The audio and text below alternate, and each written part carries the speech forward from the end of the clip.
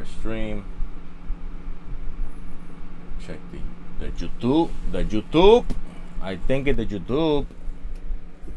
I think the stream is working. Oh my god. I think we live on the YouTube. Fucking the Speedy Gonzalez. Yo, don't hate, son. Don't hate. Don't hate. Ándele. Yeah. Slowpoke Rodriguez. Oh, wow. Welcome to the show.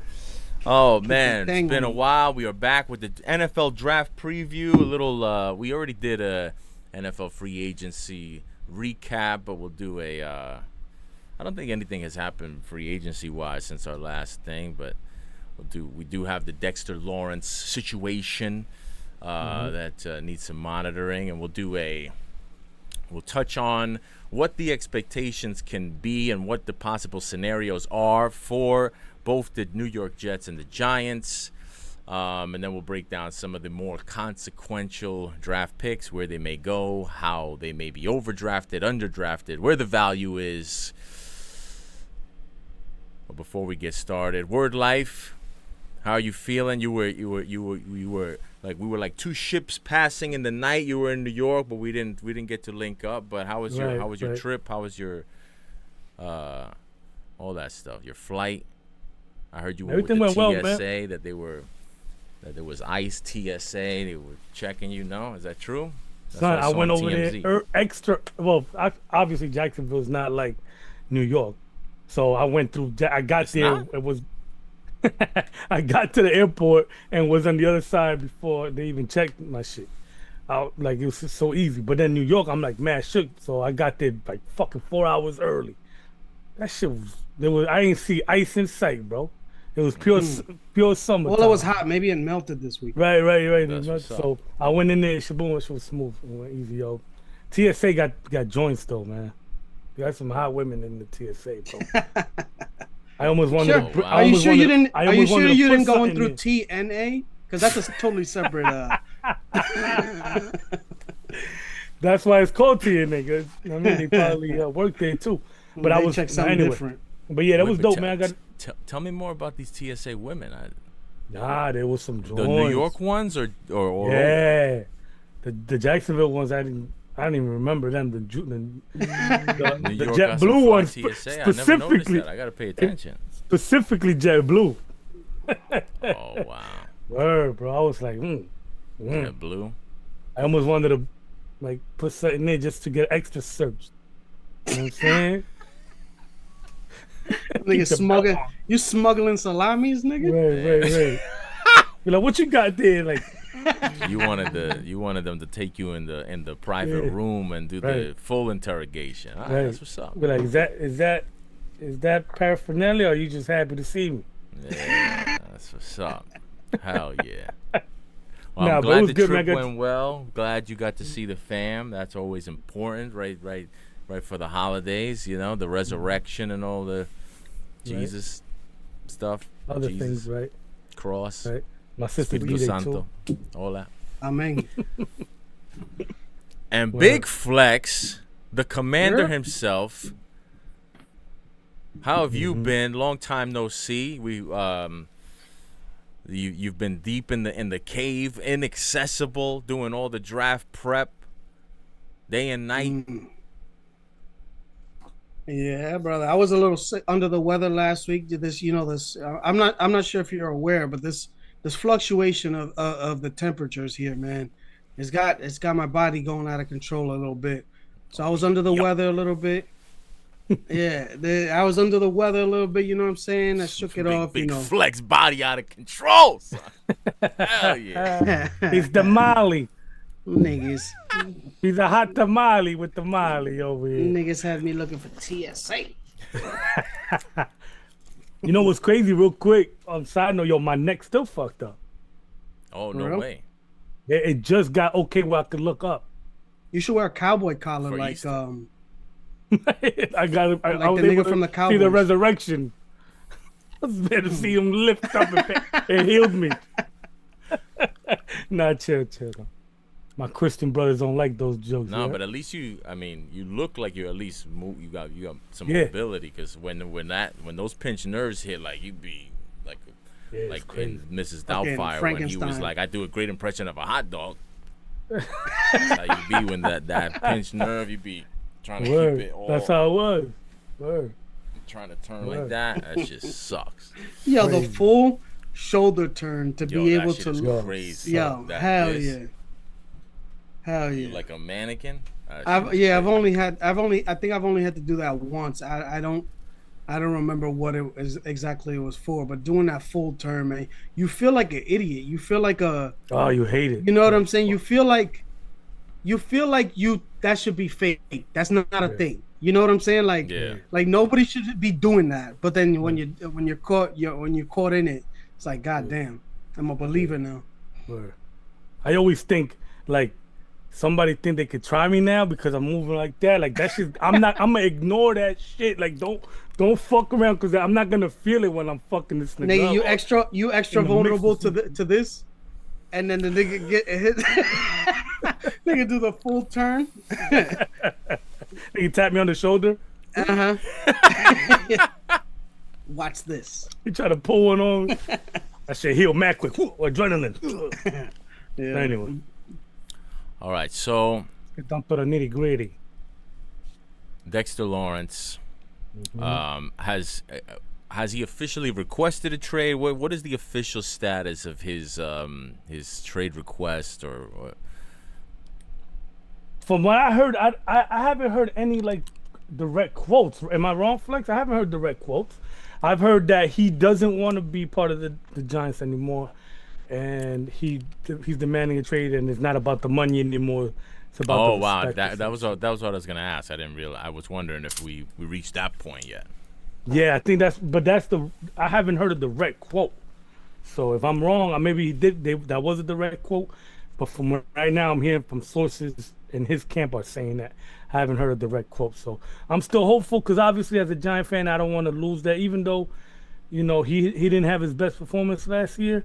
We've had a hard time with that with both sides of the line of scrimmage. So for us to start all over and find the anchor of that D line, man, like, you know, I'm not anxious to lose him. Let's say that. You know what I mean? You know what I mean? Like I really want to kind of move on and that's a spot that we really, even though he didn't have a great year, we weren't worried about that spot. You know, we have enough holes on that defense. So.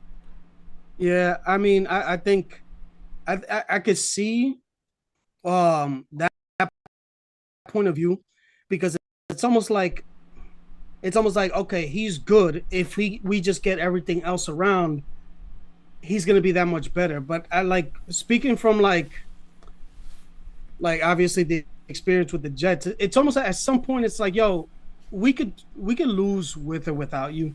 Like in the situation with like Quinnen Williams and Sauce Gardner, it's like, you know, most of their years, all of their years, they've been good players on teams that have not been good.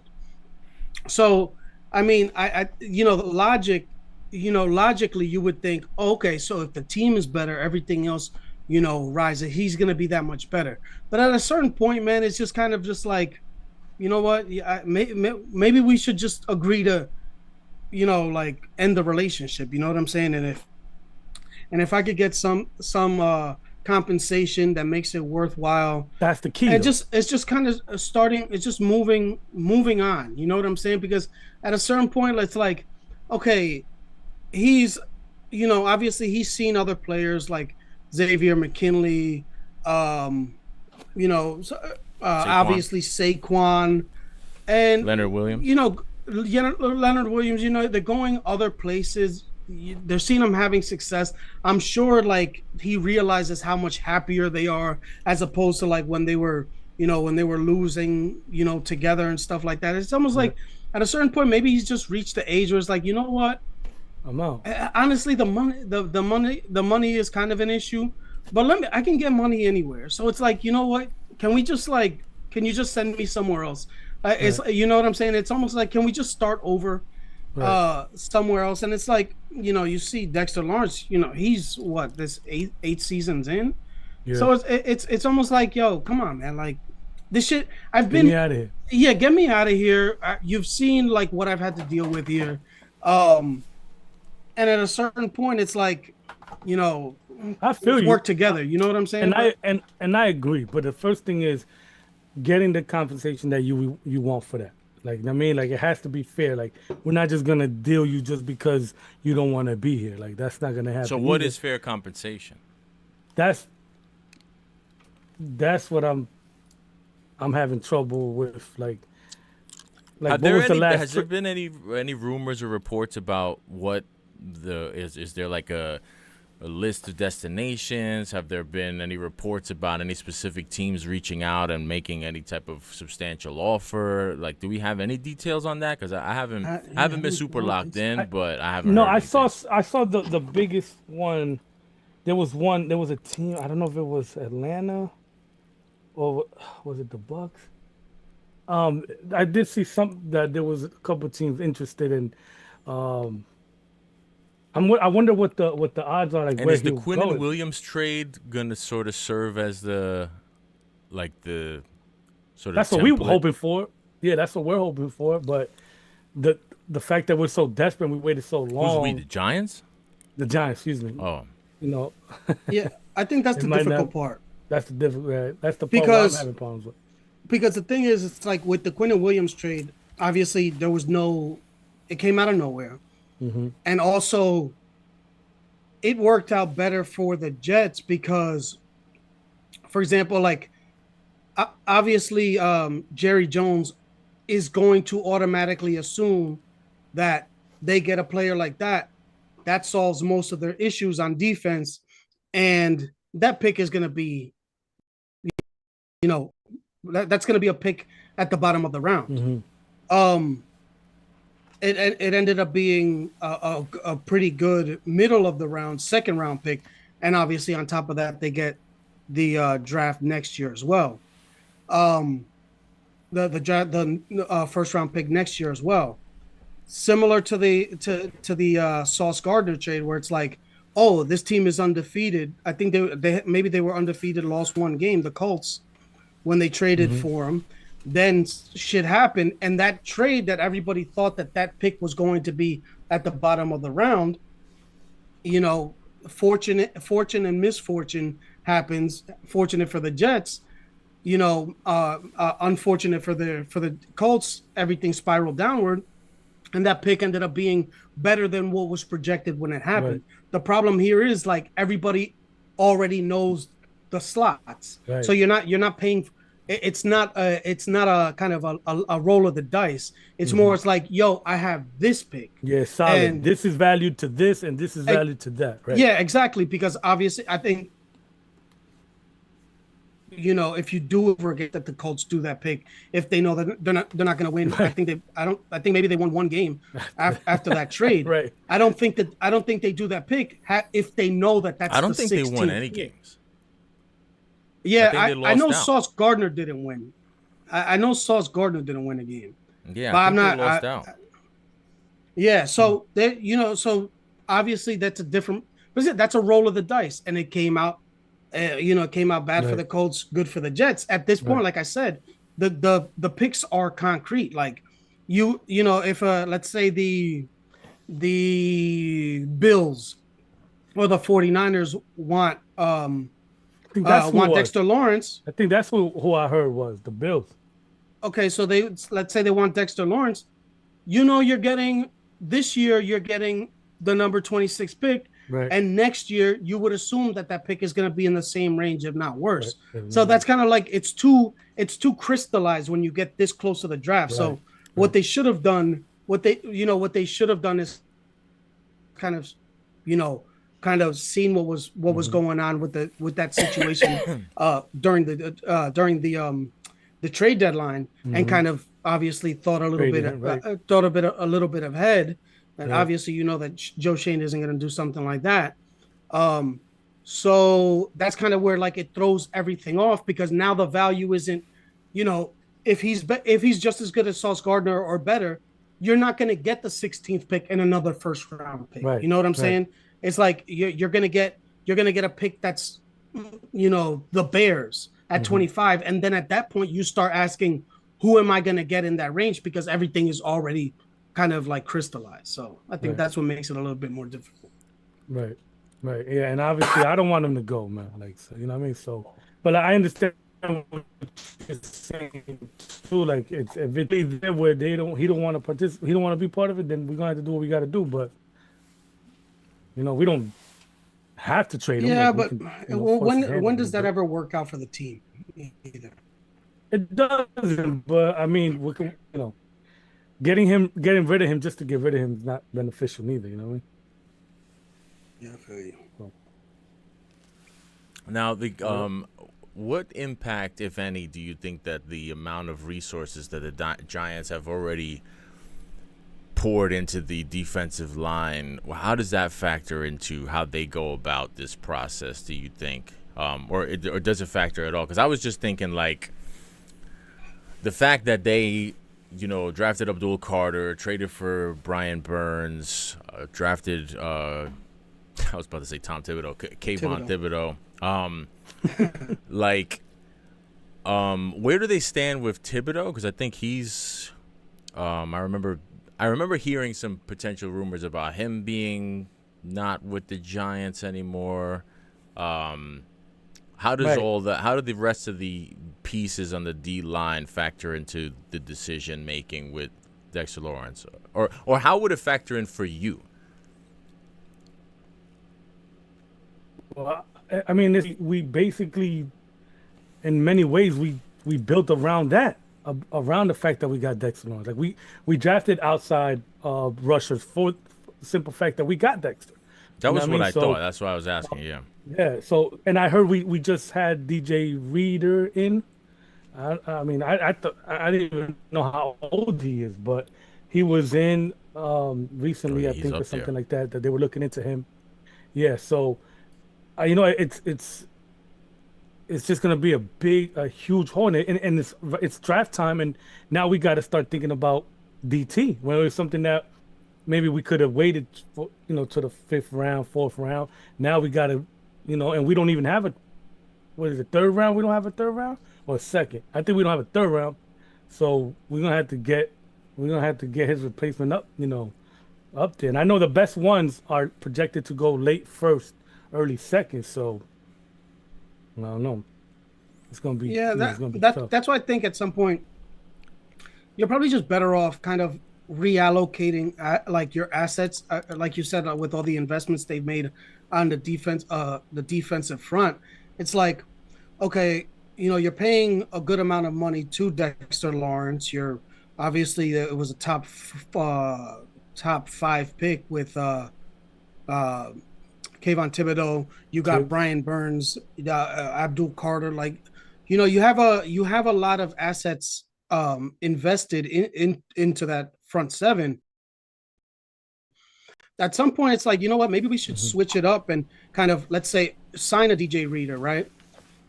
Get the late 1st round pick and see what you can get next year to add on.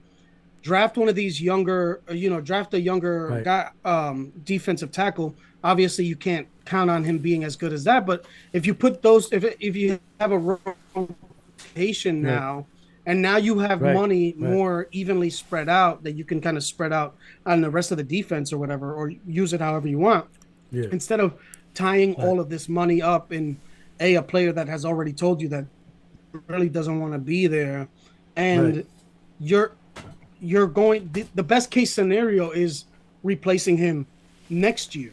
So it's like kind of get, if you're already starting a new culture with, Harbaugh and everything like that, start with players that all want to be there, players that as opposed to a player like you saw with the, that's what happened with the Jets and last year. Like they tried to kind of, okay, let's see if we can get more out of these players. But what ended up happening is that they still have that losing mentality that's hard to shake after all of these years.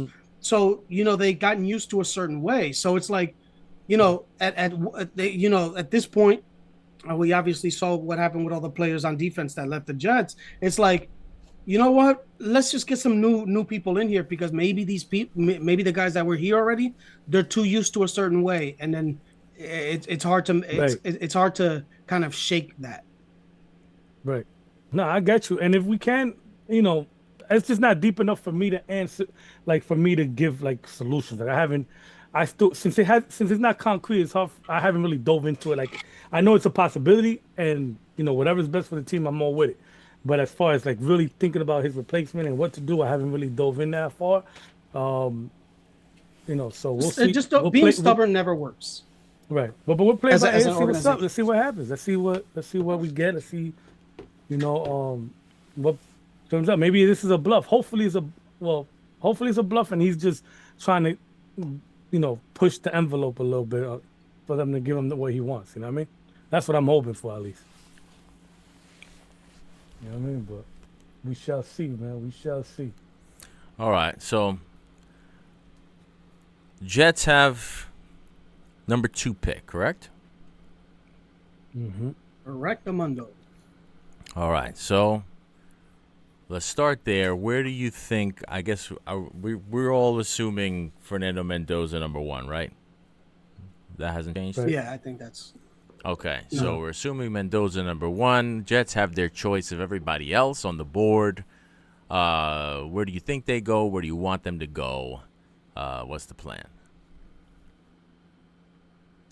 I think and want them to go with Arvel Reese, the hybrid linebacker edge rusher out of Ohio State. I know there's been like kind of like some flip flopping of like the what people are predicting, and even in the odds, have fluctuated between Arvel Reese and David Bailey, kind of uh, pretty wildly, where it was like Arvel Reese last week at 2 weeks ago at some point was like minus 310 to be the number 2 overall pick. Then it like flipped and he was minus it was plus 150 at some point for him to be the pick. So there's been some like wild fluctuations, which I at this point, like the way that the sports is being covered, and like all of these, the gambling aspects and all that, it's hard to kind of keep track if this is like real or kind of just like fabricated. But I think Mm-hmm. I think, like I said, I think and I hope that it's still Arvel Reese. David Bailey is a good player, but I just think that Arvel Reese is a player for like the future of football. Um, like the things he can do, the athleticism that he has, and the kind of the flexibility that he has in terms of like what he can do. It's it, it's a lot more intriguing to me. Like as a lot of teams move to like positionless football and kind of like different looks and have chess pieces moving around. Even like we could go, the Seahawks do similar things where like they have players that can do a lot of different things. So it makes a defense that much more difficult to kind of predict and kind of Mm-hmm. trying to counter Mm-hmm. against. So I just feel like David Bailey is more like of a player that it's like, you know what he's going to do. And the thing with the Jets is like they already have a player like that in Will McDonald that it's like, oh, he's kind of weak against the run. He goes in on passing downs. It's like, are you really going to add another player that's kind of similar to that skill set where it's like they're pass rush specialists, and now you have two guys that you could, that you can, as an offense, you can say, oh, we could run the ball on these guys, and when it's 3rd and 6, instead of passing, we can attack this defense like a lot of offensive have with the run Mm-hmm. defense that's been lacking for years. So I Mm-hmm. just think Arvel Reese is a better player that um, obviously might not be a better player immediately, but I just think that that's the way that you have to start constructing football teams, where it's like you have players that can kind of disguise as one thing and do another thing. You know what I'm saying? So I don't know. Right. That would be my preference by a significant amount. Now let me ask you something real quick since we're on Avery. How confident Angel are Reese? you that you're gonna be? Hmm. Huh? Who did you say? What is, You didn't think you were gonna slip that past me. Come on, stop it. What did you say? Avil Reese. What I said? Angel Reese. Avil? Angel Reese plays.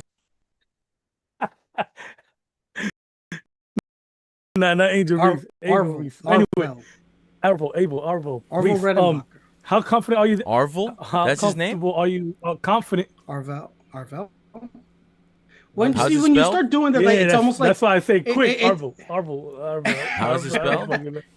Arvell. I think the double L, it makes it Arvel. Like if it was one L, I think it would be Arvel. Yeah, but Carvel is one L. What are you gonna do with it? What are you gonna do with that? Is it Abel? All right. So anyway, I know it's not I know it's not Avril.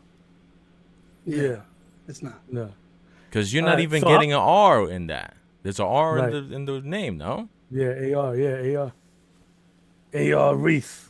That's what we're gonna call him. All right, so Reese, go ahead.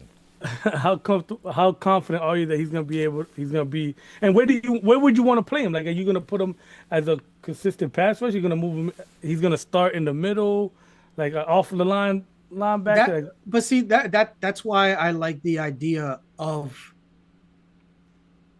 drafting him over David Bailey, because like I said, David Bailey, when you put him in, it's to rush the passer. So. You know, and if you have Will McDonald in there and you put David Bailey in there, you know what's happening, right? Mm-hmm. As if you have Arvell Reese and you say, for example, you don't think that his consistent his pass rush skills are that consistent at the beginning of the year, right? Mm-hmm. Put him in at linebacker and off the ball, and have him cover a spy Josh Allen, cover a running back coming out of the backfield, doing all of these things. That's my point. It's kind of like when you take a player like him, you're able to kind of like work with whatever you need in the meantime as you develop the other things. So even if like David Bailey comes in and let's say he's not as ready as people are saying that he is, that he could rush the passer immediately at a high level. Yeah, but this is the pros, man. That doesn't necessarily translate automatically. Right. But that's the only real thing he could do because he can't stop the run. Mm-hmm. And there's certain videos out there that that show kind of some like his motor kind of lacking at certain points. Yeah. So it's like you can't have that at that high of a pick, because if he can't do that one thing, then you're screwed. If Arvell Reese can't come in and effectively rush the passer immediately, right? Because he's still kind of learning edge. In the meantime, he can play off ball. You know what I'm saying? So that's kind of the thing that I'm saying, where it's like you can buy yourself a little bit of time playing him somewhere else while he's learning, another position. But the position flexibility allows you to kind of learn on the job, as opposed to like, if you can't do this, you can't be on the field. So that's just where I go with that. Right. Now, so you obviously have the opportunity to get downs. You'll be tight if they get downs there? Yeah, I just don't. I mean, Downs is a good football player, but I just think how many good safeties have come into the league and haven't been the number 2 overall pick. Right. You know what I'm saying? Like, Kyle Hamilton was touted to be that guy, and even in that draft, it could even if it's a better draft, fine. But you're also talking about a player in Kyle Hamilton when he came out. He's 6'4.5", and he, a big dude. So you're talking about a physical specimen as well. Like with Caleb Downs, he's 5'11", man. You're taking a safety at 5'11". You know what I'm saying? And yeah, I'm wearing Sean Taylor's jersey right now. So obviously you can't compare him because of the way the mentality that he played with, and Caleb Downs has that sort of kind of, obviously, rest in peace. You're not gonna be Sean Right. Taylor, but having that type of mentality is great. But But his instincts are yeah, but at crazy. number two, man, it's just like, Yeah. oh, Like, my point is, it's like if the Jets don't take him at two, he could easily fall outside the top 10. Not easily, but he could fall within the top 10 or 12. So at that point, it's like, he's not good enough for pick 3, 4, 5, 6, 7, 8, but uh, but he's good enough for two. So it's like, yeah, I right. know he's a good football player, but like good football players come in all the time, and you just can't pick the best football player. You know what I'm saying? Right. It's like you have to take into account the position that he plays and the likelihood it is to that everything translates Right. in the pros with him. Right. Right. Yeah, that's crazy.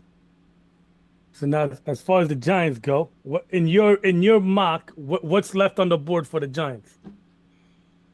Um, with him at five, I think they have their choice of, let's say, the top three after the three Ohio State players after Reese. Arvell Reese in Sonny Styles, linebacker, Carnell Tate, the wide receiver, and Caleb Downs. And honestly, you can make a case for any three of those guys, Right. especially at five. You know what I'm saying? Because So that's Love that. Love went to the Tennessee Yeah, I have him going to Tennessee. and Bailey Um, to Cardinals. yeah. Okay. So that kind of rounds out that. But I mean, I have the Giants taking Sonny Styles just because, like, Hmm. you know, the way that the way that people are talking, and also it's a good. I feel like that's a pick you could easily sell. I think all three of these picks you could sell, like Carnell Tate. I think you could sell Caleb Downs, Hmm. um, and Sonny Styles. But I think, like with the type of coach that they have now, and like he's always had those uh those linebackers. I feel like there'd be a lot of confidence in him, in John Harbaugh picking that linebacker that I think could follow in the suit of like what he's been accustomed to having in the middle. Right. Um, and I think he'd be good. I think he'd be a fan favorite, and also it'd be easy to sell to Giants fans. Specifically because of the history of the linebackers, with the Giants as well. So Right. I have them taking a Sonny Styles. It feels like it's kind of a need, but if they went with Caleb Downs, I feel like that would be just as much of a need as well. And if they went with Carnell Tate, are I didn't pick him. I didn't take him with the Giants there only because of like how they have kind of invested in wide receiver, and so I can see them going somewhere else. But Carnote I think would be a perfectly fine fit on the other side of Malik Neighbors. So Yeah. I feel like they're in a good spot. Like for what, like I feel like they're in a good spot for what they want. Hmm. I feel like they have three players that they could easily choose and Right. and have everybody be happy with. Right. Yeah. So, yeah, because I mean, I'm hearing a lot of Love Styles, Downs, and Tate. So, Love not being there, regardless, I think if Love was there, I don't think I want him, and I don't think we're gonna go for him. I think he's a great back, and all of that. But I like to think I like to stick between the Styles, Downs, and Tate also. So I agree with you on that, and that's what I want. So I'm happy that you also came to that conclusion. Sonny Styles, I wouldn't be mad, man. He's a freak. He's a big dude. He's fast, athletic. He comes from the NFL gene. Um, Caleb Downs, and that's another thing. He, like you said, Harbaugh has showed a lot of emphasis on off the ball linebackers, but he also has with safety. So I definitely think we're in the right ballpark. Caleb Downs, to me, his instincts is just jump out at you. He looks like Like he knows what he's doing. He feels confident. He's clearly the leader of those all those guys. So I wouldn't be mad at Downs. If Carnell Tate is, I don't understand. Like I know he's in the top 10, which is cool. That's that's where he's supposed to be. But I think he's like he might be my favorite player. Like he's definitely one of my top three favorite players in the whole draft. I love Carnell Tate, bro. I think, he's 6'3", 190. I think the 190 is what people are afraid of, but he's so sure of his hands, bro. He has no doubt in his hands. There's no doubt. Like he literally just he'll post up and don't even look where the ball's at. Like he don't even look the ball through. He knows he's so confident in his hands. He knows where to put his hands. I love those three. But if I had to pick between those three for the best, I think for the best of the New York Giants, I think I'm gonna go Caleb Downs, man, because we need that confidence. We need that security, of a player that's gonna step up. Even though we got Burns and things like that, but in that secondary is really our weakness. We don't really have. I don't feel like when I watch games, I feel like presence in that secondary. We got a number two playing number, or maybe a number two playing number one, and let's see what Newsom brings to the table. But if I had my selection there on the clock and I'm, time's ticking, I think I'm going Downs there. But, Yeah, like I said, I don't think. I mean, I have him going to the Commanders, just because that's cool. Tate? No, Downs. Downs. So you got Styles there. You got Down. Okay. Styles and Tate going to the Cleveland Browns. Mm. Like I said, that's the run right there with those 3 Mm-hmm. players. So. Mm-hmm. Okay. So okay. so for your first round mock draft, what are your do you have anything that you would consider to be outside of the box, off the board from what you have?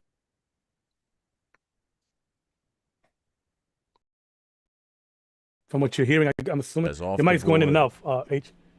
Yeah. You couldn't hear me? Yeah. Now you're Yeah, going in and and- out. We started yeah. and then you drop. Oh, all right. But I think I caught kind of like the gist. The thing with this draft, man, obviously when the day comes and the trades start happening, everything goes haywire. But I feel like Who's a lot of actually? I have a better question. But before you answer that question, because you just reminded me, you said haywire. I still want to know what your surprise of the draft is going to be. But who's going to be the one that's going to have the gas mask coming up on draft day on Twitter? Like, who's most likely to have that happen? Who's most likely to get wrapped in a draft day scandal? embroiled. Yeah. Yeah, Flex definitely. That's a great Vrabel? question for Flex. He definitely has his pulse on that. Yeah, I mean, it's difficult only because I feel like at this point a lot of Bain them. Jr. Huh? Ruben Bain Jr. Yeah, but see that's the thing I was gonna say. Kind of like that came out already. It's Is he not the one like that killed the guy? Yeah. Or killed the girl? Girl. No, it didn't kill, but she died. In his care. In Yeah, his shortly care. after. Wow.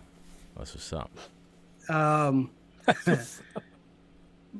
Like I feel like all of that stuff that came out already, it kind of like already had its effect. Like even with David Bailey, there was a situation when he was kind of like yoking up a photographer after a game. Oh, I didn't know. And that kind of popped up. I'm trying to see if there's anything else that kind of,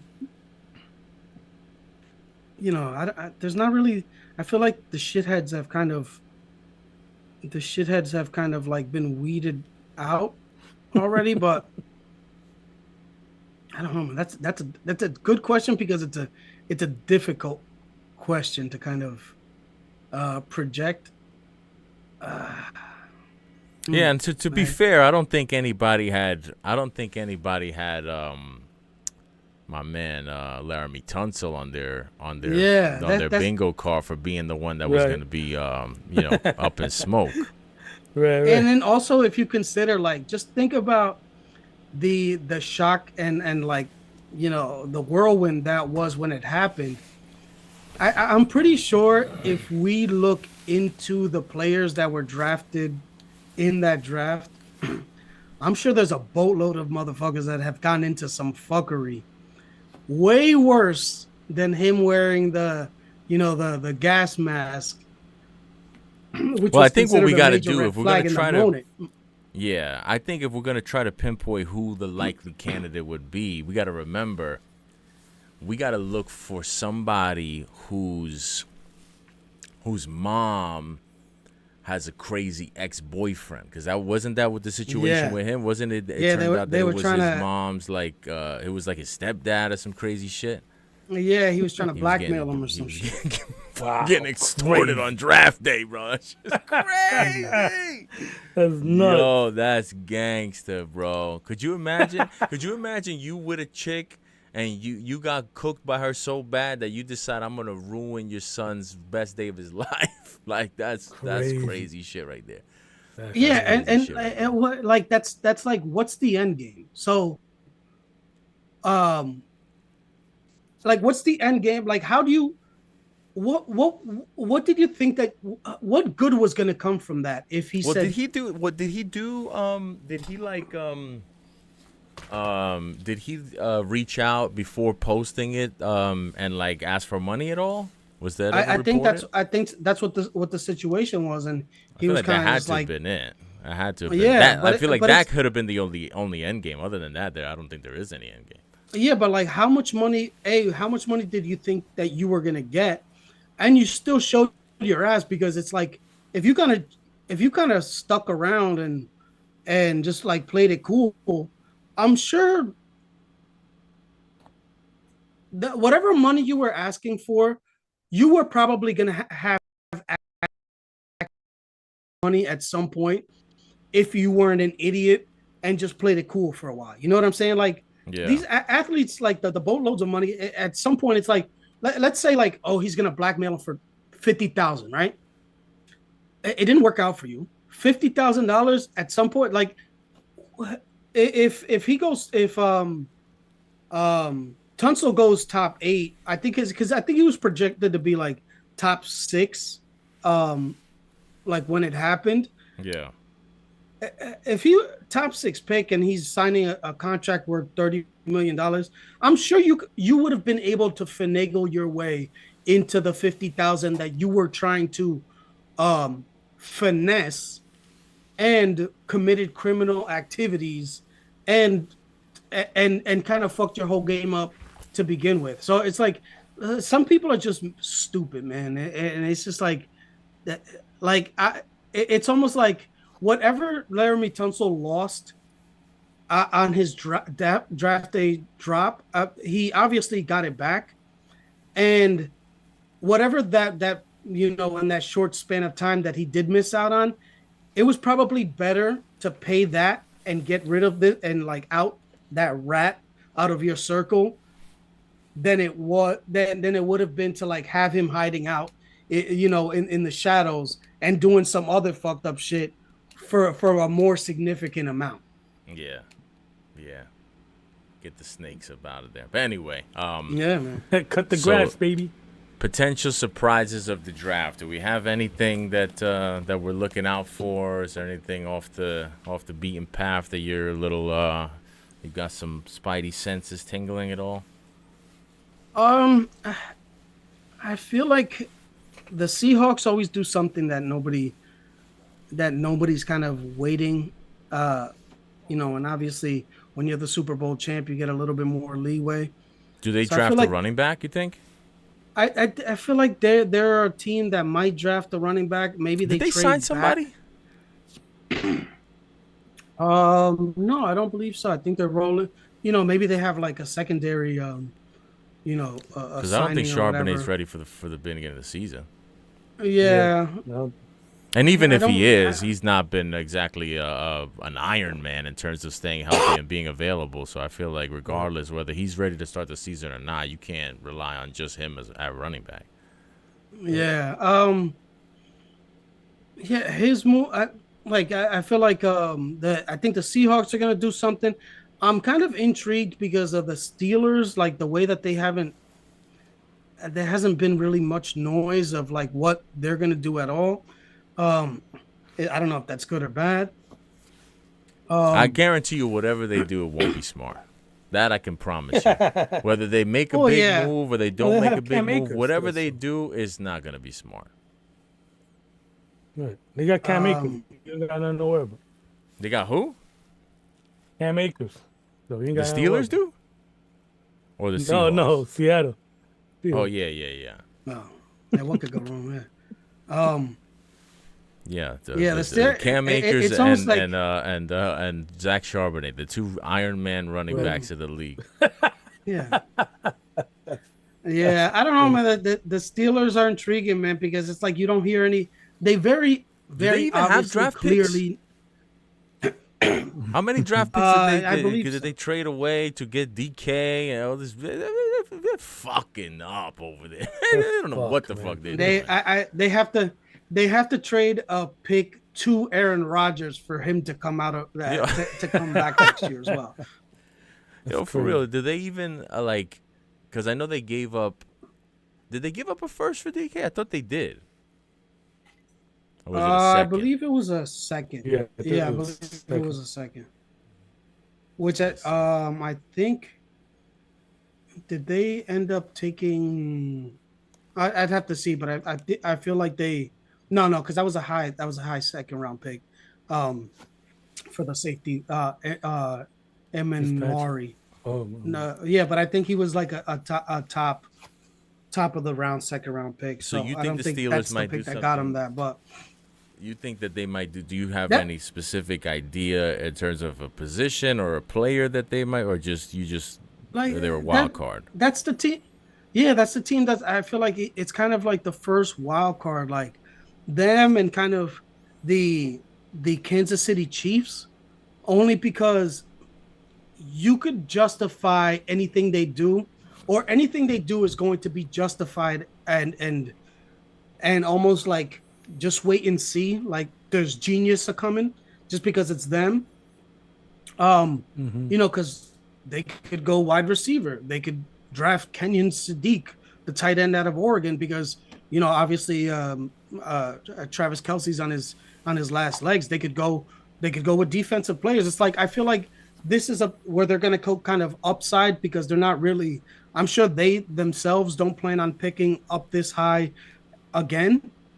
So are they going to take like a kind of a player that a Jordan Tyson, for example, that could be that has his injury concerns but could be a superstar wide receiver in the league, right. but they're able to take those chances because they're the Chiefs, and it's they kind of there's a trust in them, and they know that they're not going to be able to pick a player like this again. So I think that's a wild card. The Rams are good. I feel like they're a wild card as well, only because obviously we saw how close they were to to getting to the Super Bowl, but they have a top 15 pick. We saw how close they were to getting AJ Brown. Well, that's what I'm saying. That's why I feel like they could go. Are they going to go a wide receiver? Like, if and they have that the potential CTE in the wings with your boy Puka Nacua. Yes, so, he's still in rehab. Did he come out of rehab yet? Do we even know what he's rehabbing for? I don't know. Do they have rehab for stupidity? Like that's what I'm saying. I think that's got to be what he's in for. Yeah, but I'm saying it's like at a certain point you got to start saying like, oh, this dude, he's got a family history. You know what I'm saying? It's like what doctors ask you for your family history to see if you have diabetes. If you have cancer in your in your family history, like. Puka Nacua has a lot of stupidity in his family history with his brothers and shit. So it's like, does that kind of is that something that you gotta kind of take into account when they're thinking of like, yo, are we gonna give this dude all of this money? Do we have to start planning ahead, get somebody in here, see what's going to happen with Puka if we can move him, kind of rehabilitate, no pun intended, rehabilitate his image a bit, flip him forward, or let him get his bag. But that's another team that has a pick that's a better pick than what they are as a team. So they got to take advantage of being this high up in the draft. So do they go upside or just need? Yeah, the one thing I've been hearing pretty consistently is that I guess people expect the Cowboys to trade up for one of the either one of the pass rushers or it's just some money on the defensive side of the ball, from what I understand. But I just feel like I've seen enough people sort of project that into their mocks and saying that there must be some, where there's smoke, there's fire. Somebody must have some insight into that. But aside from that, I don't really know if there's any other sort of clear cut. We expect this team, so that's interesting. That I think you're right about the Rams being a wild card, Steelers being a little bit of a wild card. I'm much more interested in the Rams just because the Rams I feel like are much closer for obvious reasons. I just feel like with whatever wild card move they may or may not make could prove to be the difference between them making a deep playoff run. I just don't even see what move the Steelers could make that would make that big of a difference in how their season plays out, unless they're gonna draft. I don't know. Unless they're gonna pull Tom Brady out of retirement or something. I don't see what they're. Yeah. That's what I'm saying. Like, I agree with you, and that's why I feel like that's where I'm like, I don't know where the run on wide receivers is going to start, because if they take a wide receiver, then does another team panic and trade up ahead? Because obviously I have the Steelers taking a wide receiver. The Steelers. How many wide receivers you have going in the first round? I have 4, 5, 6. I have 6. And what teams do you have taking receivers?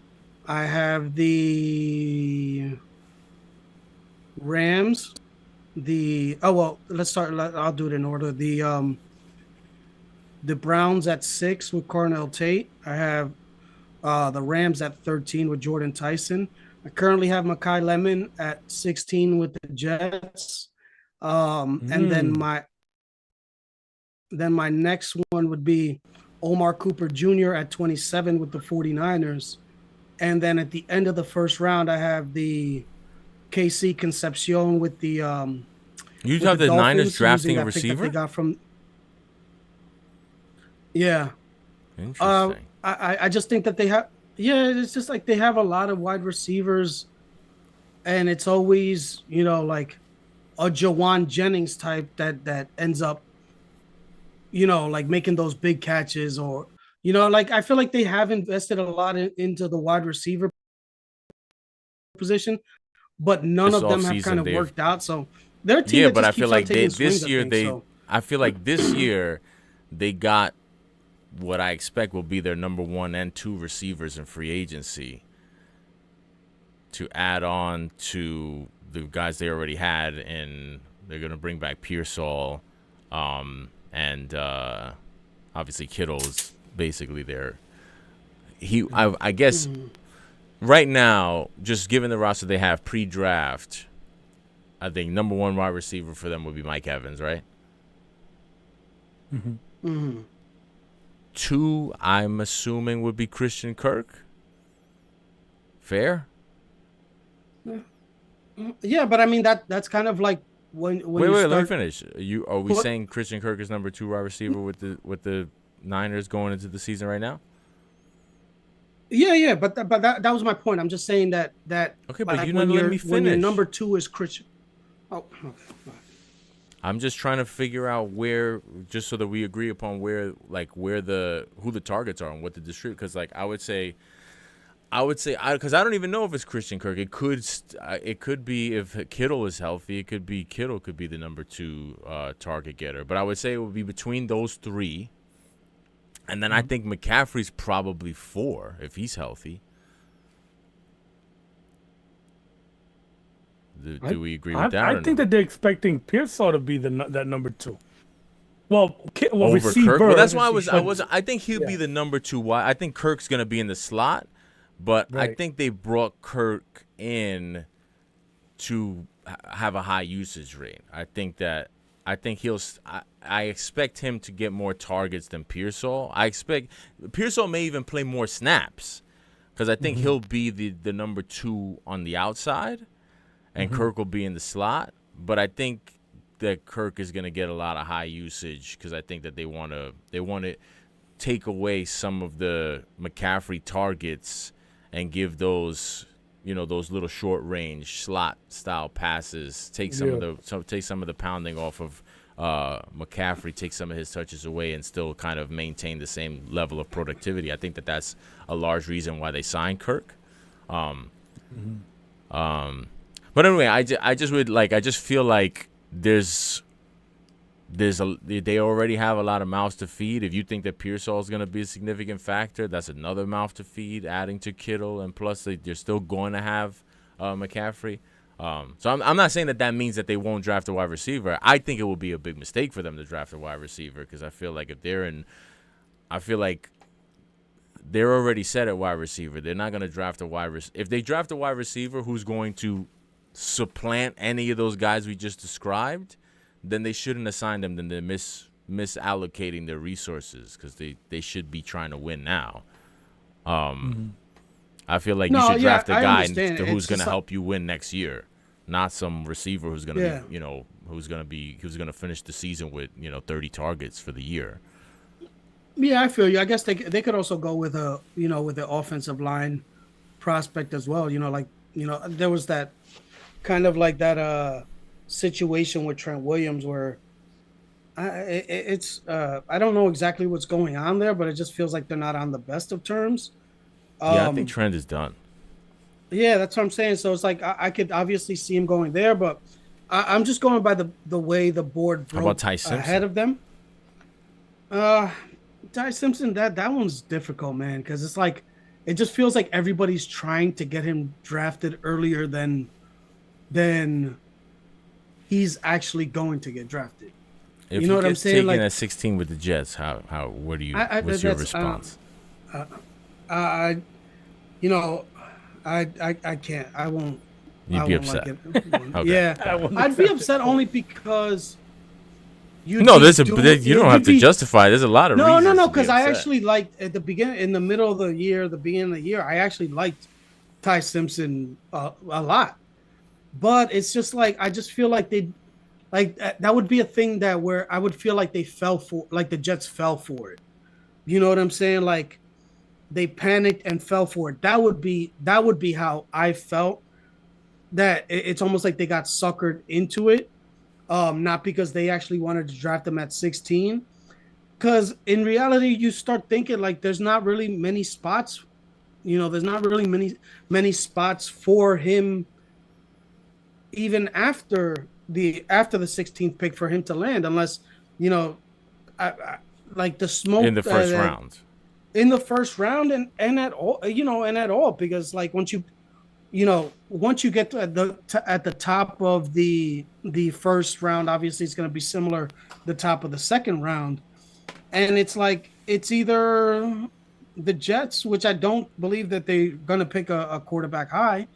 But besides them, it's the Cardinals. Like, you know what I'm saying? It's like, maybe I don't know. I think you're underestimating that.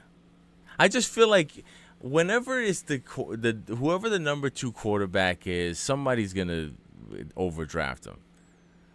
Yeah, and I understand. Like I could see this. You couldn't see the Steelers taking him in the second round. Yeah, I mean, I think those are the two. I feel like those are the two teams. I wouldn't even be surprised if the Browns took him. The Browns are just crazy like that. I was just about to say that. Yeah, but I just don't like. It doesn't make sense. It does make sense, but at some point, it's like, are you going? What doesn't make sense? It doesn't make sense obviously it makes sense because it doesn't, and they're being the Browns or whatever. That's what I'm saying. This isn't about making sense. Like, No, it no, no, didn't no. make sense That's what they my did point. last year with Shador. None of this Yeah, shit but that they do makes that's sense. my point. But at a certain point, don't you sit back and be like, "Yo, are we gonna do this for real? Like, do we want to be the laughing stock again? You know what I'm saying? Like, like obviously they've ended up in that situation multiple times. So it's like, how many times you're gonna do it? But the main thing is that they always end up there. That the projection of the quarterbacks next year is really what's really gonna. It might hurt Ty Simpson. It might benefit him, but that's what I feel like nobody wants to pull the trigger. No one really wants to pull the trigger on him in the first round because of that, because of the next year. But then there's teams that are gonna have to be realistic that they're not gonna be in it, in that top 10 draft. So they might. It might be a thing, but I agree. I think there's somebody, and he's a good player. It's not like we're talking about fucking freaking Agent 9 or whatever, number 9. Yo, don't disrespect 9. Don't disrespect JJ McCarthy. He's the GOAT. JJ McCarthy. It's not like we're talking about that. We're talking about, a player. Somebody that has been out there and shown that he can play. So, Wait, hold on. Whoa. And look how JJ went. Wait a second. What does that mean? That is not like JJ, because JJ, the whole thing about JJ was like that was a super heavy run team. We didn't really get to see him throw the ball a lot. Ty Simpson throws the ball. Oh, okay. I wasn't trying to be a dick. I was genuinely asking because I haven't watched a ton of that, but that's what I was thinking you were saying, that he's out there doing a little bit more in the passing game. Right. He's things like that. So. But it's gonna be interesting to see he's going. But I agree with you. I think someone's gonna take. You have him in the first round, Flex? No. I feel like someone's gonna take him in the first. I'm sure you could bet that too. How many quarterbacks in the first round? Yeah, I just feel like we get into this sometimes because people know that the quarterback moves discussion and talking points and all that stuff, and it's like, a couple years ago, it was Malik Willis that was going to be a top something pick. He ended up falling to like the third round or fourth round. Right. Same thing with Levitt. What's his name? With Will Levis as well. Levis. We saw, Kenny Pickett was the first quarterback taken, only quarterback taken a few years ago by the Steelers. Wouldn't the so Colts it's like take Ty Simpson? I mean that's a good call, but the thing is, I don't feel like I feel like they can't go. Obviously, they don't have a first round pick on a win now team. Do they think they're going? Would you take your only significant pick in the first 2 rounds and invest it in a position that you just invested, all this guaranteed money with? No, I understand what you're saying, but like I said, I'm not talking about what makes sense. I would love. I think I would love. I would. Yeah, I could see that 100%. I would love to see that. Actually, it would be interesting. I feel like it would be a good spot for him as well, just because. Right.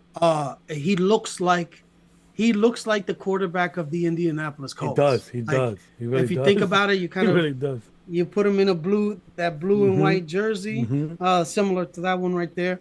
And it kind of, and I could see, absolutely see it. I just don't know, like, if they still had the 16th pick and they were able to use that 16th pick this year on a player, and then in the second round move up, absolutely, I could have seen that happening. I just feel like the current situation that most teams are in, I just feel like there's not many landing spots that I can see, which is going to be one of the fun things of the draft. That's why a lot of people love the drafts. And so you have your list of with the undrafted free agents, or what do you got? What is it? Late round picks? Just a couple of late round picks that I'm not sure where they're going to be projected. Real quick though, anything you want to say about that 16th pick besides Mekhi Levin? I wanted to be a wide receiver. I wouldn't mind, obviously if they could trade back a little bit for a team that wants to get a edge rusher or a tackle prospect before the runs on those players start going, and they're Mhm. if the top three wide receivers are gone. I love Omar Cooper Jr. Man, I just I think that's a good fit too. yeah, I wouldn't mind Omar. him at 16. Oh, Cooper Jr. oh, I think you said Gooding Jr.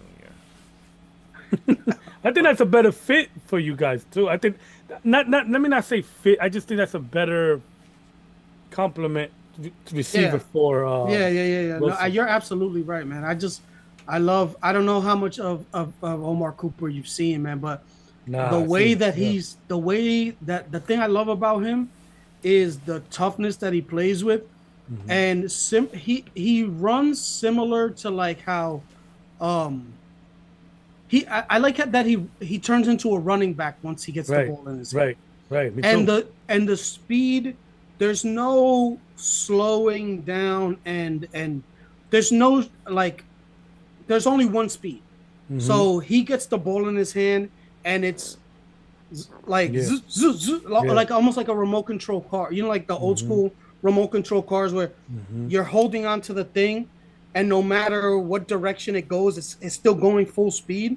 Yeah, Like I like how the way he turns, yeah. like He's a bully. He's a bully yeah, in very in many aspects.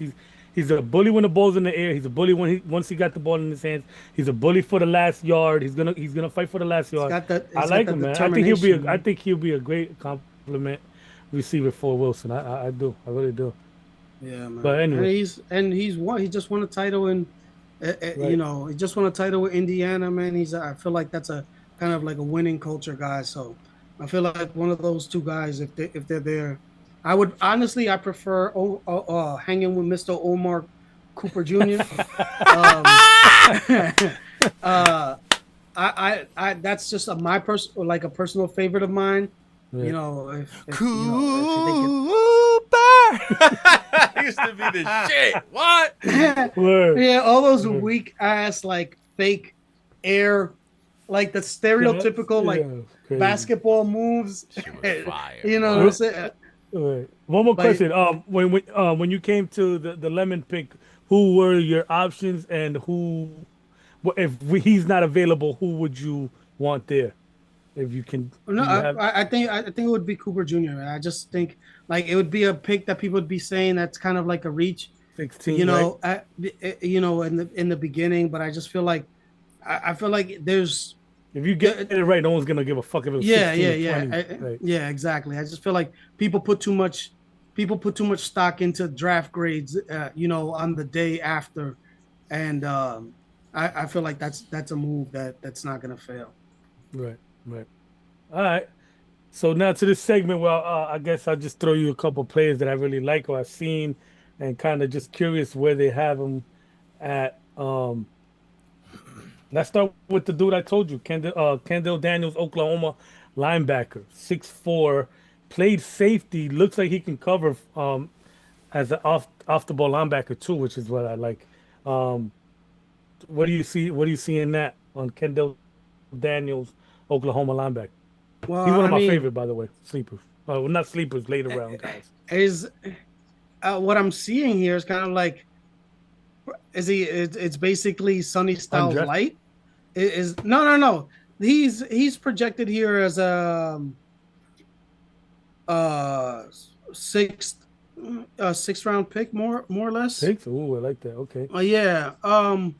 But I like the thing I like the stuff that I'm reading. It's like it kind of Right. if you told me that this was Sunny Styles, Right. Exactly. Ex you know what I'm safety, saying? About six okay, four. What is he? yeah, Two what? 260? 240? he's 6'5". 6'5". Yeah, so at the combine he was 6'5", 242. Um, How fast he ran? Did he run? he ran a I don't think let's see a 40. Oh, okay, that's where we see the difference, a 4.7. So, and Hmm. that's at his pro day. So, Right. um, so we're talking about Sunny Styles with gout. You know what I'm Right, saying? right, right, right. So He what was old boy Jack Campbell was 6'4", and he wasn't that fast, but I believe his cone was he did really well on his cone. That's what was the difference. But I don't know what his 40 was though. 4.7 is not great for but he's off the ball linebacker, run stopper. But yo, he looks like he can cover well. But that's one of the guys that I got my 6th round. That's good, bro. It's a late round pick, you know. Yeah, those are the kind of guys, if they don't make it, they Jack Campbell, he ran a 4.65 at the Right, combine the year he came out. So um right, he's also a 6'5", right. 249. So we're talking kind of a similar That's why I similar. compared him. That's why I compared him, right? Yeah. So But I he looks mean, he looks way lighter on his feet than Jack Campbell did. But yeah, Campbell was and obviously in a that in big that boy to stop the run kind of guy. yeah, and in that short area, man, like sometimes a 40 is a little bit overrated. Right, Um, right. you, But you know that's what I'm saying? So yeah, but that's one of uh, the cheeks list right there. that's a good shot. I'm gonna check him out a little bit just because Yeah, let I me know know what you the think too. Let me know what you think. yeah the Jets need a linebacker at some point Right, in the draft. So right. All definitely right. like that. So I'm gonna get off my favorite and I'm gonna go to this is a more common name, especially after the combine. Jeff Caldwell, Cincinnati, wide receiver. Oh yeah, I saw him. I feel like he's also every time I've seen him, it's in the sixth, late fifth round range as well. Mhm. I have seen some buzz and also questions to why he isn't getting more buzz. His hands. I Um, think his hands, right? He dropped he's it. He he's dropped well, them. he's 6'5". He's 6'5", right? Right. He's a He's big dude. 6'5". He ran a 4.3, Mhm. and his tape is pretty good. He looked like a solid route runner. Um, there wasn't a lot of film out there, so I had to go like games and shit like that. But he looked solid. He did drop a few times, and I think that's what his knock is. Maybe his hands, his Mhm. security like hands. But But sometimes what is his quarterback situation as well? right, that's true. You know what That's I'm true. saying? So But I did see him drop though. I did see like him yeah, but drop. sometimes like you're on He a bad dropped team shit and, though, right? and Right, you're trying to like kind of do right, you're trying to make magic happen before right. you're like already forecasting the magic before you have the ball in your hands. Hmm. Sometimes that's Right. a product of like being on a of knowing that the quarterback throws the ball late, so you're already Hmm. trying to get a head start on what your Hmm. moves are going to be. So he's Right, got his hands here, he's looking up. So some of that stuff, I mean, right. obviously I it, thought he it, was. it I could thought be he an was issue, earlier. but So I'm surprised that you're saying 5th round. yeah. I thought he was from just watching him. I thought fourth, Hmm. third, fourth. So the fact that they got him projected that late is pretty. Might get a steal there, but depends what you know. Anything's possible there. But yeah, have you seen him? No, I haven't seen any highlight, but I've just what I've gathered from like what I've kind of seen about him. Yeah. What's his height and weight? I'll double check, but it's six. Oh, I my know fault. it's 6'5". I think 6'5", 6'4", right? Um, just give me a second if you want to You good. fill in the air. I mean, what are My the? bad. I thought when I said it, you No, put it. no, because I didn't know you. I didn't have it open like for the exacts because I did kind of I have heard about them or whatever. Mhm. But do you have anyone else? Yeah, yeah. Julian Neal, Arkansas cornerback. Mm. He's to me, I think you could play him as a safety though. Julian Neal, Arkansas cornerback. I don't know. I think he's 6'2". Solid kid, man. He looks freaking ripped and shit. But I don't know if I like him at corner. But I think if you could put him maybe see his skills at safety, and I believe he did play safety before he turned to cornerback. So I'm not sure about that, but I do believe that was the case. And he's built like a fucking safety, bro. This kid is freaking rocky. Yeah. 6'2", runs pretty well, light on his feet. Looks like a big hitter kind of guy. So Arkansas had some players, bro. Arkansas had some Yeah, man. players. There's yeah, that's the part of the country, man, where like it ain't much else to do, man. Yeah. You know what I'm saying? Like, Cause old boy over there, the quarterback over there too. I like him a lot too. Green. man, that's you get some of these places, man. Like, you start, when people say like, oh, what happened to the the athletes from New York and all this stuff, man. Mm-hmm. It's not fake when people say like, yo, when there's a lot of shit to do, man. It's it's a lot. Yeah. When you're in Oklahoma, Arkansas, you're in some of these places where like, you gotta walk, 2 miles to get gallons of water Right. and this type. You know what I'm saying? Like, Yeah. because They what's this? built different. What's this dude's name? The boxer. I Crawford. think, yeah, he's from Nebraska. He's from I, Nebraska. yeah, yeah, and he's kind of like the The same illest thing. nigga from Nebraska.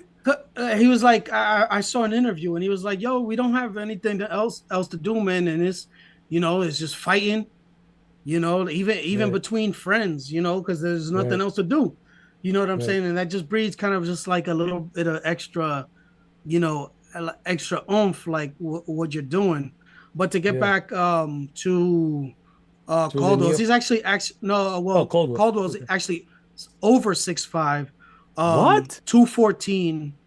Yeah, 214, and he's in this he's projected fifth or sixth round. Your Wow. boy over here, Julian Neal, he's 6'1". Um, he's projected in the fourth round, listed as like the number 15th cornerback. He's 6'2", 203. So Yeah, um, 6'2" is what I got him at. yeah, with the He's slightly under 4'5", slightly 40. under 4'5", 40. So Mm-hmm. um, He's yeah, a big dude though, bro. The reason why I didn't like him at corner, but if he's that high at corner, he's gonna play fucking quarterback. Cornerback. mm, The only reason I didn't see the smoothness in him. Like, you know what I'm saying? Like, you know, a big dude, like, you know how yeah. big dude that you lose kind of agility when you get that big? And I feel like you Yeah. could tell that. You know what I'm saying? Like, you could tell Mm-hmm. he's lacking in that field and shit. But Yeah. um I yeah, and heard you then my say something last about one a is my big favorite. dude with Probably smoothness. You're not getting into what we were talking about earlier, are smooth bottom. you? And by bottom I mean footwork, man. Damn, where your mind at? Um, and this probably my favorite player in the draft. Not I shouldn't say favorite player. Just the most I'm most interested in is Tacario Davis. He played for Arizona. Sicario. I knew the name. I fucking knew. I just didn't put it together. That's so only the Dominican do, I bro. forgot that he was like half Dominican, Yeah, no? I Something believe like so. that.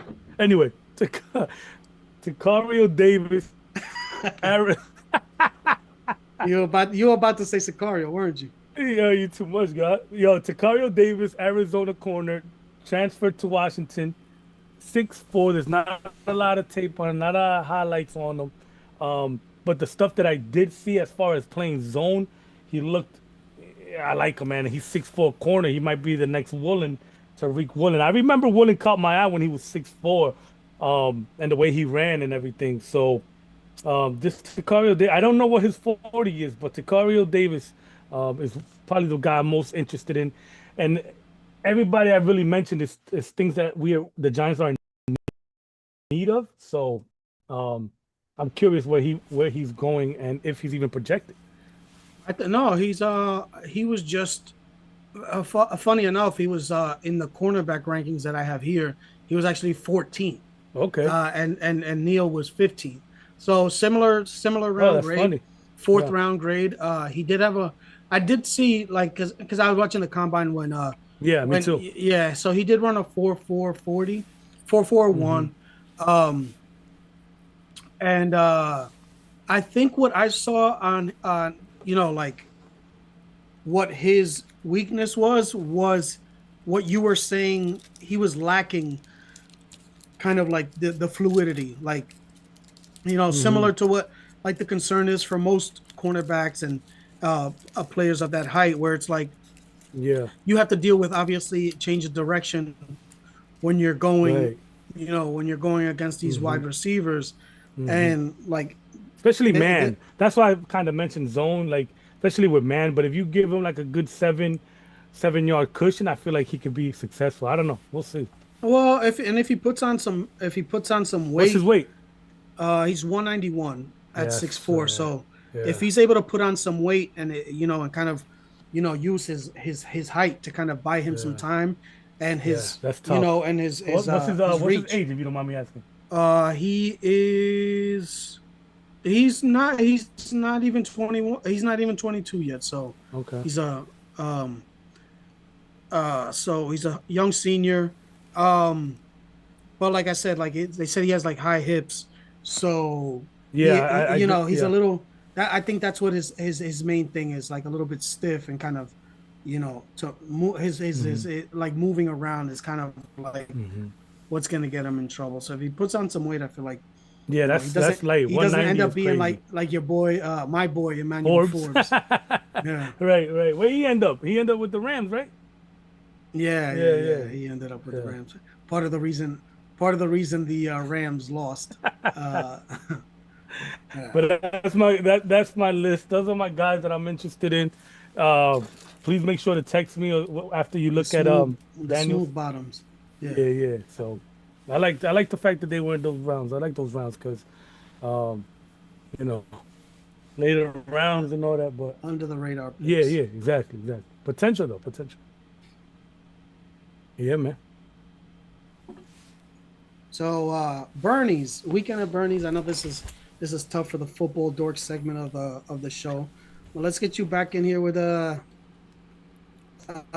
do you have any thoughts on the situation that was happening with your girl Diana Rossini? Do you have any any thoughts there? Do I have thoughts? Yes. Yeah, I have lots of thoughts. So for those who have not been keeping up with that part of the news, NFL insider, formerly of The Athletic, Diana Rossini, page 6 of the New York Post posted some photos along with a story of her and Patriots head coach Mike Vrabel at an adults only resort in Sedona, Arizona. And in the photos, they appear to be very comfortable. One might even say romantically involved. They each released statements claiming that there were other people around and that the photos were out of context. And then I guess a few days later, Diana, or maybe about a week later or something, Diana Rossini posted a letter to her Twitter announcing that she was resigning from her position at The Athletic. So, wow. Did I sum that up properly? Did I leave anything out? Yes, I think you covered. So the situation. I feel like there's a lot. There's a lot of interesting stuff to talk about there. I feel like to me, I don't feel like anybody's having the interesting conversation about, or at least the conversation that I find interesting there. I feel like not many people are having that conversation. I feel like people are, I don't know, the conversation I've seen being had around this, I feel like is just kind of silly. And not really even not interesting to me. Like whatever they were up to is the least interesting part of that story to me. I'm more interested in what the public's expectation is of someone who is in the role of an insider. What is their expectation in terms of journalistic integrity and where is the line on the relationships between an insider, whether it's NFL, NBA, whatever? If you're one of these people who is a distributor of information, quote unquote insider, where does the line of appropriate conduct and appropriate relationship to have? Where is the line? Different people have different ideas as to where the line should be. I've seen people in sort of defending Diana Rossini sort of point out double standards, point out that there are other male NFL insiders who have close relationships with NFL coaches and sources. They point out how Jay Glazer of Fox Sports, who also fills this, I guess, essentially the same role as Diana Rossini did for The Athletic. He is basically that same role for Fox Sports. Yeah, and similar style as well. Say again? Similar style as well, where a lot of it is kind of like spoken, more so spoken word and like what's going on, as opposed to like. See, that I don't agree with. I was actually going to get to that. I don't think they have. I think they have the same role, but I don't think they have the same style because I don't think they work for the same media outlets. Well, they obviously don't work for the same media outlets, but Fox Sports is very different than the New York Times. So while Diana Rossini was still writing long form articles and insider pieces from that perspective, Jay Glazer is more of a broadcaster, newsbreaker. I feel like Jay Glazer is probably closer to Adam Schefter than he was to Diana Rossini, but the original point I was making was that people have pointed out that Jay Glazer, who fills essentially the Diana Rossini role for Fox Sports, people have pointed out how he has very close relationships. He's been known to go on vacation with Sean McVay, and obviously was very close with that team with Andrew Whitworth. And people are saying, well, why is that okay, but Diana Rossini being photographed out in public with Mike Vrabel is not okay. And while I think that is a fair comparison to bring up, again, I think it just depends on where you draw the line on what you think is appropriate or not. Because for me personally, I felt bad for Diana Rossini. I still do feel bad for Diana Rossini. But I can't defend her with that example, the Jay Glazer example, because to me personally, like I said, I think everybody has their own line as to where they draw, where they think is appropriate for relationships with the newsbreakers to be. But I think the line is different from Fox Sports as it is for the New York Times.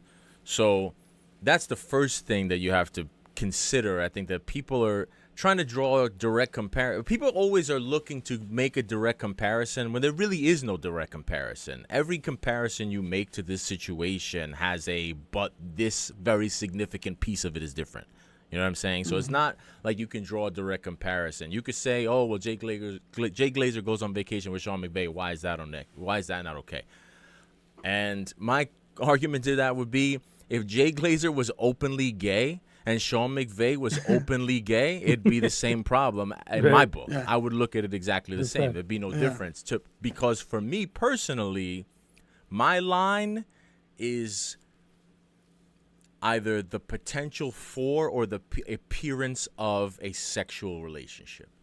And I don't care if you're a woman, you're a man, you're gay, you're trans, it doesn't matter. It's not about the fact that, for me at least, it's not about the fact that Diana Rossini is a woman. It's about the fact that she is a straight woman, and Mike Vrabel, Patriots coach, is a straight man. And for them to be that level of intimate, to me, is just a bridge too far in terms of maintaining journalistic credibility, personally. And that's why I say to those who would make the Jay Glazer argument or any other argument, I've seen people make the comparison, oh, well, Adam Schefter, he had the thing back in the day, nobody cared when he was sending the articles to at the time, Redskins GM, and why is that okay? And I can't argue why that's okay. I don't think that that's okay either from a journalistic integrity standpoint, but it's not for me to decide. That's for short it up. They don't feel like he has publicly lost his credibility to the point where he still is a useful insider, then that's on them. Yeah. For me, I feel like Diana Rossini's credibility was set on fire, And to be honest with you, I feel like I think that the whole resignation was a result of bad PR more so than even the photos coming out. I think that the way that it was handled all around. I think that the statement that she put out, the statement that he put out, and the statement that the Athletic put out all contributed more to her having to resign and essentially losing her career, even more than the photos did, in my opinion. Yeah. I mean, I have a lot of the similar thoughts where a lot of the stuff that people are talking about kind of is just nonsense that doesn't matter. But it's a good point that you bring up with Jay Glazer, where and like Sean McVay. The point about that, which why it doesn't factor into this, it's more so because everybody already knows it. So he's very public with, oh yeah, like you said, like they go on vacation, do all that stuff. So when he says, as a story about the Rams, yeah, the assumption already is that Jake Glazer is hearing it from Sean McVay, somebody in that, in that vein or whatever. Well, with the players as well, like you could go to the example of like Strahan or whatever. He makes no secret of there being a relationship there. With Schefter, kind of like he stepped in it a couple times, but I think he stepped in it so many times that I kind of now think that people take anytime he kind of tweets something that's more so opinion based. There's already kind of like a side eye to a lot of the stuff that he puts out there, that just because of the stuff that he's put out there. And the difference here is like with what we're assuming now is a sexual relationship. It's like when you're reporting it and you have an intimate relationship with somebody, which I would assume if I had information that could benefit somebody that I was intimate with, I would share that information. If somebody asked me, obviously in a different situation, like y'all are my brothers, right? If you guys want something for me to put out that's gonna benefit you guys, yeah, that's gonna happen. I'm gonna try to make that happen. But obviously, we're talking about a different situation here. But to the same effect is like if these two people are having an intimate relationship where it seems like there's like love involved and obviously intimacy or whatever, you would assume it being a secret more so means that like it's undercover and you don't want this to get out. So anything that you've said before or about the Patriots or back there with the Titans, it's almost like you're saying it, hiding that fact that you have a personal relationship. So anything that you say, it's obviously you're not going to do it to the detriment of somebody you're having a intimate relationship with. You're going to skew it or kind of put it in a way that it benefits that person. So be that with like, because a lot of the examples that have come out, like with the AJ Brown situation, where it's like she was the only one reporting the AJ Brown situation, and it's like about what's going on with the Eagles and stuff like that, and it just kind of seems even if what she reported was accurate, and there's no holes in what lies or anything that she said. The fact that there's that relationship there, to your point about the credibility, it just seems like, oh, that's why you're doing it, or this is what's going on here, and the fact that it's hidden away, hidden from the public, obviously no longer. It kind of lets you go, and go back and be like, oh, this is why he said that. This is why he's doing this. It's the same thing with Adam Schefter with some of the stuff that he's tweeted about Michigan, or when the situation happened in Michigan, he stepped in it as well. And it's like, oh yeah, but that's because he went there, because we know that he went to Michigan. He's gonna shill. So it's like you're gonna already take that with a grain of salt. But before you didn't, like, you're not taking that into account when Diana Rossini reports about the Patriots or reported about the Titans or the Eagles and stuff like that, because you're not that's not out in the public. So you don't have that, oh yeah, but remember this, they're fucking, so clearly you got to look at this sideways. It's almost like you're trying to dupe, not what, not trying to dupe, but that's how it feels when you guys have a relationship that's not out there, but you're doing propaganda for this person, or trying to stir up something for a player that has a relationship with the person that you have a relationship with. So right. I think that's the difference. Like you said, like, there's a lot of examples that you can kind of point to with all of these insiders, because obviously all of these insiders have, relationships which allow them in the first place to get this information. But those relationships, like, friendships can end, friendships can, all of this stuff, move, and it could be different levels of relationships. If I send you a bottle of wine for Christmas, it's not the same as me fucking you. You know what I'm saying? So it's like, you know what I'm saying? So that's kind of like where the level, to your point, was about the level of, like, the line where you cross. It's like, yeah, you can say that there's relationships, but there's different levels. You can't just say relationships and kind of try to use it to justify or point to a double standard, which we all know exists anyway, but you have to take it into context, certain things into context, or you're not having a good faith argument, because you're just trying to, like, like when you have arguments with MAGA people, where it's like they're talking about one thing, you respond, and then they point to something that has nothing to do with it, that sounds good on their side, but has nothing to do with what you said on the other side. Yeah. Right. Yeah, and for me it was very frustrating, because y'all know me, like, my fucking, when I first see this first come out and starts to gain some traction.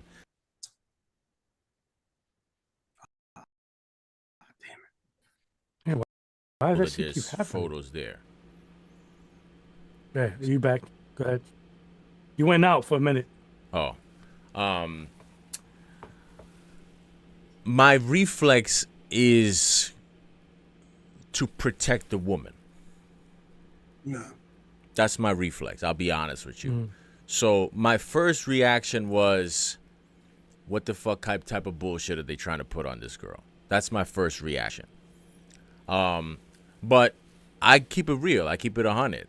So once I found out what's going on, I read the article, I see the photos. And while I appreciate people who are trying to, present the other side, and, well, this is why it's unfair, and this is why there's an imbalance, and what about Vrabel, and, like, I get all that, but I hate to say it, like, the bottom line, and this is why I say it may have been different, if the statements weren't so fucked up, because, to your point, this was not something that was out in the open, which has a significant impact in terms of how the public receives it. Obviously, them having if we're talking about them having a romantic relationship, we understand that was never going to be in the open. They both are married to other people with children. We get that. But if this would have come out, right? And to me, at the end of the day, it's fucked up, because, like, and as much as I wanted to try to protect and defend Diana Rossini, at the end of the day, I'm not going to play games. Like, to me, it seems very clear that you're fucking. I'm not gonna waste my time with this. Oh, but what if they're not? It's just photos. You can't prove. At the end of the day, your career is 100% rooted in your credibility and how your information is received by the public. You could tell me until you're blue in the face that you're not fucking. If I believe you're fucking, that's all that matters.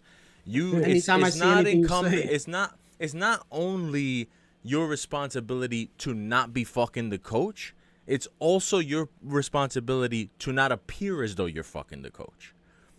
So right, that's a good point. Once you're photographed like that, and here's the other thing that I feel like is a very interesting angle of it that has not really been talked about is, I don't know why people, I feel like some people who are talking about this have not done the full recon about what's going on here with the story. I hear people having a conversation about this, playing this game. Well, it could have been somebody at the resort with an iPhone. Nigga, that shit was telephoto, sniper, fucking private investigator shit. Get the fuck out of here with this, oh, it could have been just somebody at the pool. Why are we playing stupid? Those photos are very obviously surveillance photos. So that's number one. I'm not going to pretend like I don't know what's going on here. It's very apparent to me, at least, that somebody had a sniff that something was going on between them, and somebody wanted to jam them up. Somebody hired somebody to surveil them, and we don't know what that's all about. Right. But I'm not gonna sit here and pretend that was somebody at the resort. There was very clearly not somebody at the resort. Very clearly, I thought the same thing. I don't know why anybody even wastes their time with that hypothesis, because to me it's so obvious that this was a hit job. I mean, it was reported that they shopped the photos around. And here was the other interesting thing that was reported that I haven't seen anybody talk about: the fact that when those photos were originally shopped to TMZ first, before the Post bought them, they were shopped as, I have photos of Mike Vrabel and an unidentified woman that's not his wife. Yeah, that's crazy. So if that's how you're shopping the photos, you don't even know that that's Diana Rossini, which tells me that whoever hired you, you were out to get Vrabel. Yeah. Mm-hmm. Somebody hired you to jam Vrabel up, and it ended up, he ended up dodging the bullet, and Rossini stepped in front of it and got hit. Yeah, word. Like the bodyguard. Yeah. Hey, Vabes. Yeah, because it's crazy, because if you go to any outlet and you sell it and you market it as, yo, I got NFL insider Diana Rossini with an NFL coach Mike Vrabel, like, you can't tell me that that's not going to get more than 4 figures. Yeah. You know what I'm saying? If you're shopping it as that, the fact that he was shopping it and the figure was, it was 4 figures. Yeah, they didn't even know apparently. What they had. They didn't know what they had. Exactly. Right. He didn't know what. Yeah, exactly. He had a Mickey Mantle baseball card, that he didn't know how much was worth, and brought it into the card shop. You know what I'm saying? Like, like you said, it's like, it just feels like, obviously, it feels like Mike Vrabel got off scot-free in terms of like who's taking the bullets in the eye of the public and in the media. Yeah. Obviously, if he was set up, if Mike Vrabel was set up like this, he's gonna take a hit. He's gonna take a hit, on the financial side, when he's got that proof in the courts, and let's assume that, I'm gonna go ahead and assume that was his wife that got a kind of inkling of something was going on, and kind of is fed up and might have to take those photos as evidence to divorce court. So he's going to take a hit financially from this. Obviously, Diana is taking it as well. But the way the media is now, like, she could very well end up getting a bag out of this as well. But in terms of like Diana Rossini, yeah, in terms of like, I know she resigned from The Athletic, but in a couple months she'll pop up, because she's good on camera anyway, and the way that she talks. I don't know. We'll see. I think. She's gonna have to change, right, in terms of what her role is. Though. Yes, yeah. I think she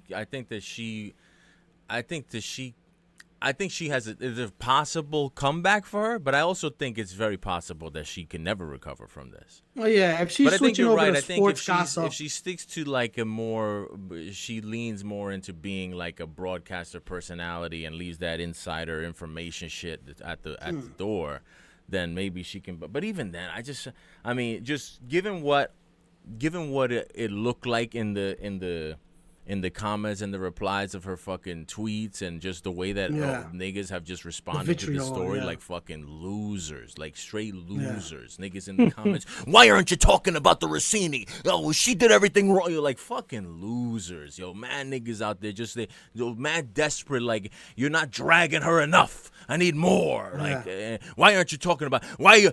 Oh, the media's protecting her. Like, yo, you. Yeah.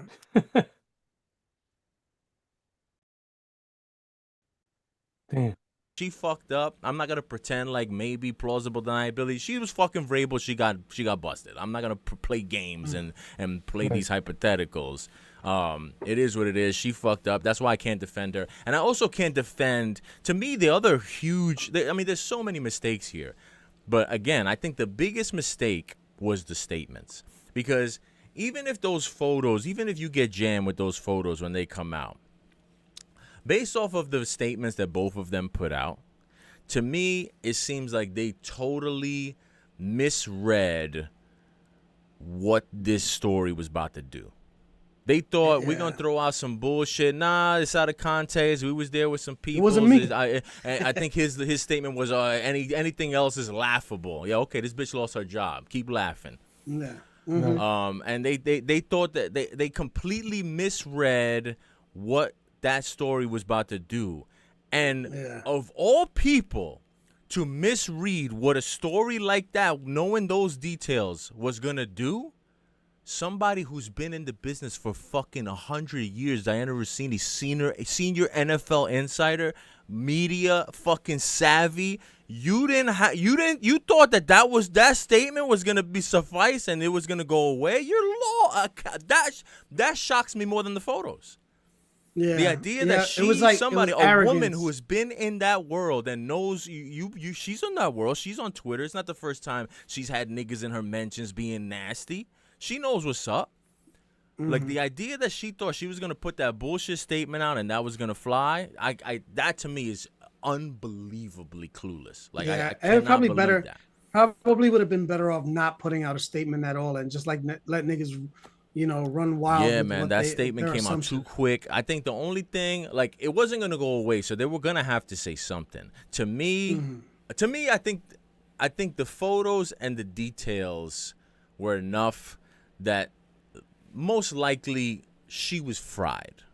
There's very little that she was going to do to salvage her career as a journalist. But if she was going to, I think the only way would have been those photos come out. Don't jump to some bullshit defense. Oh, there was other people. Yeah, okay. Now it's been, 2 weeks? Where are the other people? Get the fuck out of here. I'm not going to play stupid. Like, niggas that's still talking about, oh, well, those photos don't prove anything. Stop it. This girl's losing her career. If there was really other people, let me see a selfie. Let me see somebody come out and say something about it. Like, I'm not going to play stupid. Like, let's be real here. But, like, if she would have came out and been like,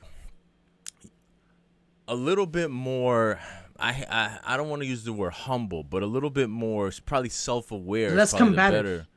Yeah, less combative, a little bit more self-aware, and been like, I know those photos, you could have still gone with the bullshit lie, we're not fucking. But you got to at least acknowledge these photos look crazy. Yeah. And if you're going to remain any level of journalistic credibility, you have to at minimum acknowledge that you realize that what those photos do to your journalistic credibility. Yeah, like, you can't sit up in here and act like, oh, y'all niggas need to get over it, and like, that's not how journalism works. That's like the newspaper. Like, you have to source and you have to prove shit. Like, the public is not gonna buy that. Yeah, and especially her style of commentary and the way that she reports on stuff, like, she would laugh in your face if it were someone else and that was the response that they gave, the explanation that they gave her. Exactly. as to you know what I'm saying? So that's kind of like, where it's laughable.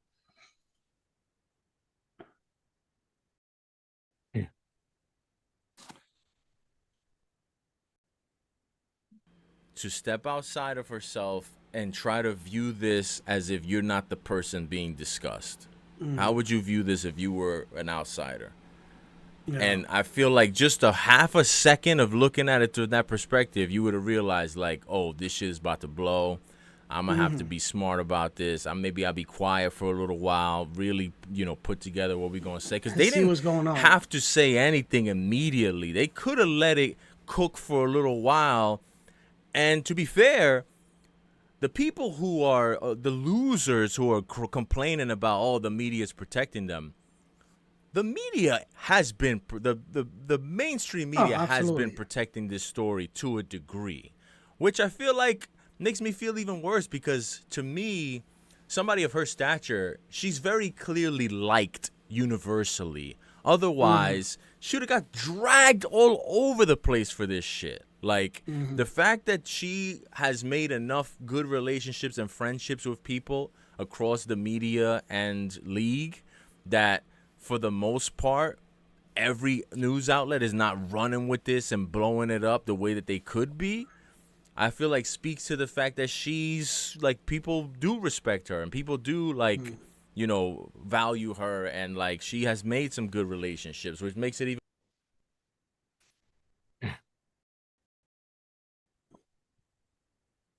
Oh, you got busted, and it's mad nasty and slimy the way that whoever did it, whether it was the wife, whether it was a rival reporter, whether it was somebody who tried to shout at Rossini and she told him take a fucking walk and they're trying to get their get back, whoever it is, they did it nasty and it's fucked up and it's unfortunate, but at the end of the day, it happened. It is what it is, and you got to deal with it the way you got to deal with it in the real world. Like, to play this game, like, I'm just gonna be defiant, and y'all are blowing it up, and y'all dragging it for no reason.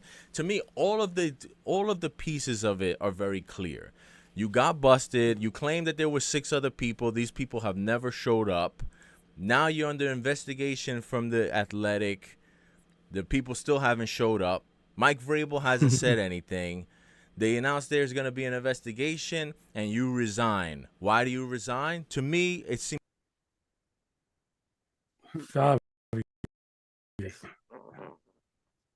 maintain some semblance of public dignity because you know what you've been up to, and you know what a thorough investigation is probably going to turn up. Things are just going to get worse for you. So you know your time at the Athletic is cooked, so I'm going to resign. Hopefully that can help this shit go away a little bit. To me, that all of those things seem super obvious. So there's no point to pretend that there is some scenario where this was not a big deal and this was all on the up and up. Right. Like, if there's all those details, to me, it doesn't matter if it was on the up and up. It looks so not on the up and up. It's not your responsibility. Like I said, your responsibility is not only to keep it on the up and up, is to make sure it looks and appears like it's on the up and up at all times. And she didn't do that. So, that is what it is. I still feel bad for her, but. Yeah, she should take a page off of our president. She should start reporting on the Epstein file. That shit'll go away so quick. And just deny it. Just deny everything. Right. Be like, look, I got over to here. a fight with my girl over this shit too. Yeah. Which one? The Rossini shit? Yeah. Ooh, not a fight, argument, but we got into a little dispute because I was saying, because she found out about the story because that shit has passed outside of sports, and people are hearing about it, asking me about it.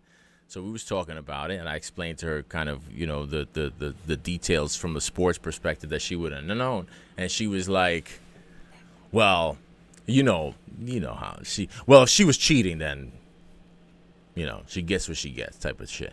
And I was like, yeah. I said, no, she's not married, though, is she? Huh? No, she is. Rossini's married, too? Oh, she's married. She has 2 young kids. She just got married, through, 6 years, 2020, I think. 6 years ago. Oh, I didn't know that. I think her kids are like 5 and 7 or some shit like that. Jeez. So she's like, yeah, well, she cheated, and I'm like, that's fine. I'm not. The fact that I'm not making excuses for her. Y'all heard me. I'm like, it is what it is. It's you know what I mean. I can't defend her. It is what it is. But that doesn't mean it shouldn't be the reason why it's a story. No, that shouldn't be the reason why it's a story. But my point was is that like she was like, well, she was almost kind of like saying like I shouldn't feel bad for her. Oh, And I was okay. like, I do feel bad for her. I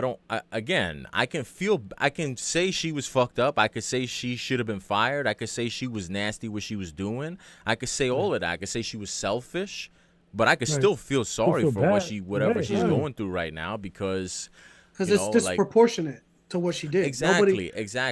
In reality, nobody deals like any other woman who cheats, doesn't have to deal with all of this stuff as, on top of her having to deal with the consequences of being out in public. So she has to deal with it. Normally people just only have to deal with public public perception, close let's circle, say, local circle.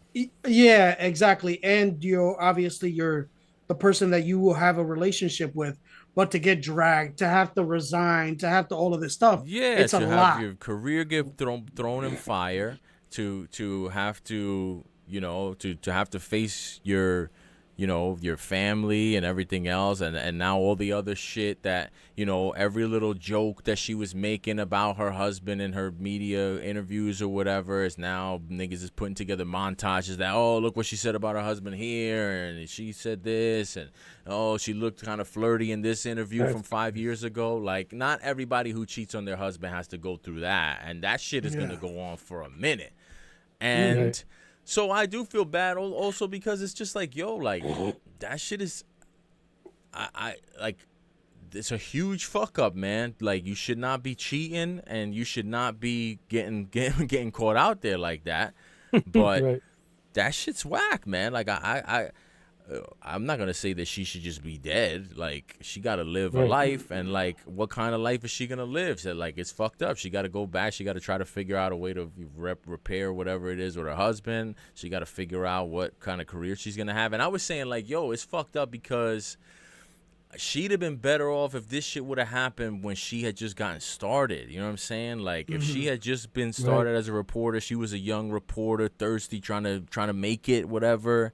I feel like that would probably be a little bit. Probably she might have had a little bit more forgiveness from people, and B, she would have had more time to start from the ground up and build her career back up. She's already old OG now. She can't. You know what I'm saying? Like, she can't start from the fucking mailroom somewhere now. Like, it's a wrap. Like, she got to find a new career. Like, even my girl was like, oh, well, maybe she could go do a different sport. If she doesn't do football, she's gonna do baseball. She can't do baseball. Like, she spent the last quarter century developing these relationships and these contacts and in the NFL world. You can't just go and do another sport. Because I've heard a couple of people suggest that too. Well, maybe the Athletic can keep, before she resigned, maybe the Athletic can keep her and they'll put her on the baseball beat. What the fuck are we talking about, man? Like, niggas, if you don't know what the fuck you're talking about, don't talk about it. Because niggas be sounding crazy with some of the stuff that they be saying. But anyway, yeah, I mean, so I do feel bad. It's a complicated story, and I think that I just feel like people just miss a lot of what the real down to it is. It's like people so caught up in, oh yeah, we gotta drag her, with the pitchforks, and they just want to see her be fucking tar and feathered, and it's burn like, her, she's a witch. Yeah, and I'm like, hey, listen, I'm like, I won't go into what I think people deserve or don't deserve, but I can't say that you have not earned whatever you're doing, especially when, like I said, man, of all people who should know what's coming, it should be somebody like that who's been in that world forever, a woman, and like, not to be, and it's fucked up because I'm sure she has been through a lot of real fucked up shit as a woman trying to make it in that, in that industry, trying to come up the right way. I don't think that just because she did this fuck up that this means that she did that her career is worthless. I still do think that it's impressive, the career that she built for herself as a woman in that field and all that shit. I still think that shit is super impressive, but it just makes it that much more disappointing because having been around that long and endured whatever it is that she had to endure to get to that status of fucking big time. She was one of the highest paid reporters at there, which creates a whole nother dynamic because not only, even if you didn't have to resign because the paper was going to back you up, eventually because the Times reported on that too, that it was like, okay, well, what's the standard here? Because the paper can't come out and defend this chick when she's one of the highest paid big dogs over here, and she's not gonna be held to the same standard as everybody else. That shit ain't gonna fly. You'll have a fucking mutiny with all the.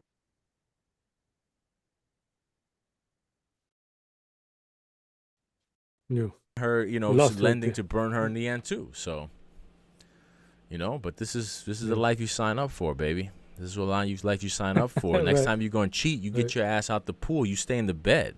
What the fuck is wrong with people? Why you want to be out in the hell holding hands on the roof? Yeah. Fuck is Vrabel doing holding hands on the roof? I'm gonna bust that pussy all night in the room. You ain't even gonna, I'm gonna be a ghost. I'm gonna be like like Kevin Bacon in that movie where you can't even see this nigga. Like that's what I'm gonna you never gonna see me. I'm gonna be like fucking Harry Potter with the invisibility cloak, nigga. I'm gonna be You ain't gonna. I'm gonna treat the hotel bed sheet like that shit is my invisibility cloak. I'm gonna be running around with that shit, but I'll be with a ghost with two eyes cut out if I'm on the roof like that. I'll be with a mask.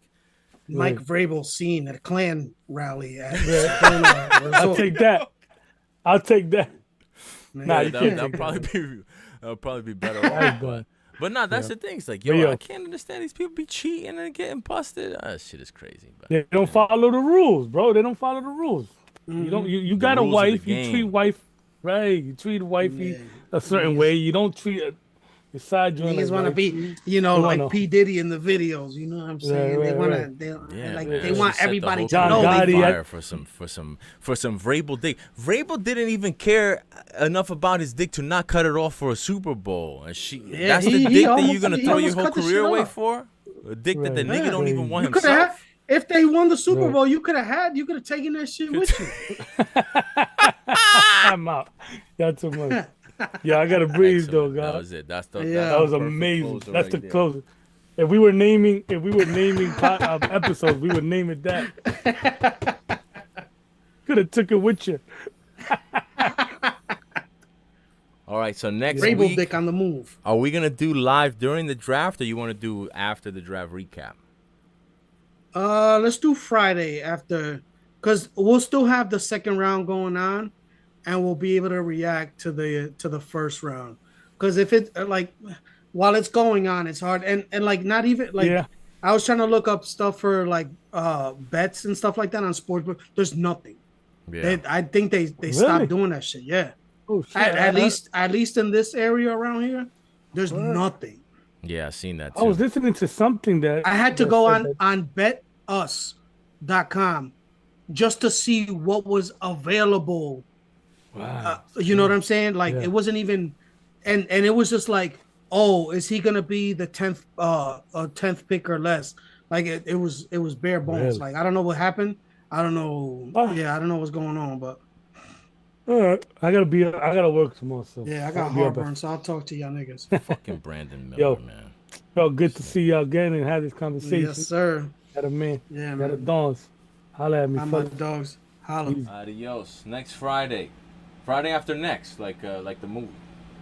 Ooh. Clock in.